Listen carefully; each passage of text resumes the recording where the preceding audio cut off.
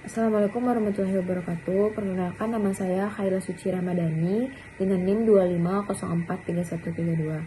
Perkenalkan, nama saya Cisha Juliti Chandra dengan NIM 25043054. Nama saya Hollywood Miracle Daha dengan NIM 25043051. Universitas Negeri Padang atau UNP memiliki sistem kerja yang lengkap dan terpadu untuk memastikan semua kegiatan seperti pendidikan, administrasi, penelitian, dan pengabdian masyarakat berjalan dengan baik dan sesuai dengan standar nasional. Sebagai perguruan tinggi negeri berbadan hukum atau PTNBH, UNP wajib menyusun sebuah peta sistem kerja yang sesuai dengan visi, misi, dan rencana strategis universitas. Proses ini dimulai dari tahap perencanaan, yaitu menentukan visi, misi, dan tujuan jangka panjang, menyusun rencana strategis, serta menetapkan standar mutu yang harus dipenuhi oleh semua unit kerja. Dalam tahap ini juga dilakukan perancangan kurikulum berdasarkan pendekatan Outcome Based Education atau OBE dan Merdeka Belajar, Kampus Merdeka atau MBKM. Lalu menyusun standar operasional prosedur atau SOP, serta merencanakan kebutuhan sarana dan prasarana, serta anggaran tahunan. Berikutnya adalah tahap pelaksanaan, yaitu menerapkan seluruh rencana dalam bentuk kegiatan nyata. Proses ini mencakup penerimaan mahasiswa baru melalui jalur SNBP, SNBT, dan seleksi mandiri. Lalu ada registrasi dan orientasi mahasiswa, penyelenggaraan perkuliahan tatap muka maupun daring menggunakan platform e-learning seperti Smile, serta pelaksanaan praktikum, magang, dan kuliah kerja nyata atau KKN. Selain itu, dalam tahap ini juga dilakukan pengelolaan penelitian oleh dosen dan mahasiswa, mulai dari mengajukan proposal, seleksi pendanaan, pelaksanaan riset, serta publikasi di jurnal nasional maupun internasional yang memiliki reputasi baik. Baiklah, selanjutnya saya akan menjelaskan dalam aspek administrasi dan tata kelola prospek bisnis UNP. Dalam aspek administrasi dan tata kelola proses bisnis UNP meliputi manajemen dan sumber daya manusia yang dimulai dari rekrutmen dosen dan tenaga pendidikan, pengembangan kompetensi melalui pelatihan, penilaian kinerja, hingga pengelolaan kesejahteraan pegawai.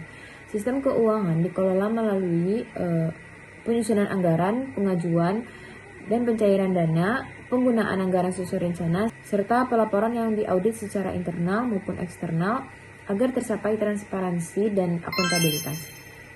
Sarana dan prasarana kampus pun dikelola melalui perencanaan kebutuhan, pengadaan fasilitas, pemeliharaan rutin, dan evaluasi agar seluruh infrastruktur mendukung kegiatan pembelajaran yang ada di kampus secara optimal. Yang selanjutnya, bidang kemahasiswaan menjadi bagian penting dari proses bisnis UNP. Dan ini meliputi pembinaan minat dan bakat melalui organisasi mahasiswa, unit kegiatan mahasiswa atau UKM, dan kegiatan ekstrakurikuler. Selain itu, UNP memberikan layanan konseling, bimbingan karir, serta penyediaan program beasiswa untuk mahasiswa yang berprestasi dan juga mahasiswa dari keluarga yang kurang mampu. Universitas juga mendorong pengembangan kewirausahaan melalui pelatihan bisnis plan, inkubasi bisnis, dan kompetensi startup, sekaligus menjaga hubungan dengan alumni melalui tracer study dan penguatan jaringan kerja sama agar lulusan siap menghadapi dan bersaing di dunia kerja. Setelah dilakukannya tahap pelaksanaan, maka akan dilanjutkan kembali dengan tahap pemantauan dan pengendalian, di mana tahap ini berfungsi untuk mengukur keberhasilan dari program atau kinerja dari suatu universitas. Dan data-data yang dikumpulkan atau data yang diambil itu bisa bersumber dari beberapa hal. Di antaranya itu seperti indikator mutu, bisa melalui audit secara internal, bisa melalui survei kepuasan mahasiswa, bisa juga melalui laporan capaian kegiatan.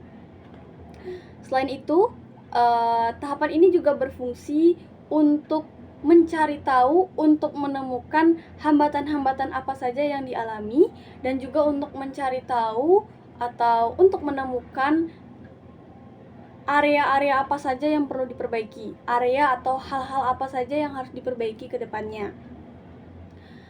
Lalu untuk evaluasi hasil pemantauan itu bisa digunakan sebagai dasar dalam penyempurnaan suatu kurikulum, bisa juga untuk meningkatkan kualitas mutu layanan, bisa juga digunakan sebagai dasar dalam perbaikan suatu prosedur kerja, sehingga kedepannya prosedur kerja di Universitas Negeri Padang itu bisa lebih baik lagi dan lebih sesuai dengan standar, entah itu standar nasional ataupun standar internasional.